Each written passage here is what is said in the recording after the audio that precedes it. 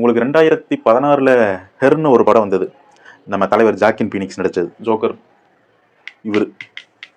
இவர் நடித்த ஜோக்கர் ஹெர்னு ஒரு படம் வந்து ஆர்டிஃபிஷியல் இன்டெலிஜென்ஸ் பற்றின படம் தான்.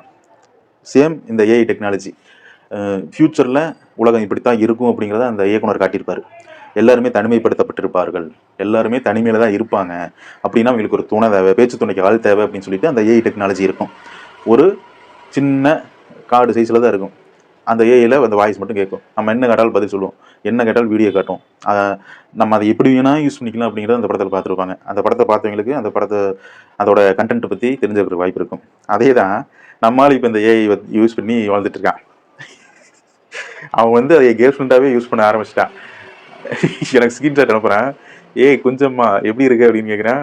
சொல்லுங்க மாமா, இப்போதான் வந்தீங்களா, எப்படி இருக்கிறீங்க, சாப்பிட்டீங்களான்னு அது கேட்குது. எனக்கு அது ஸ்க்ரீன்ஷாட் அனுப்பிச்சுட்றான்.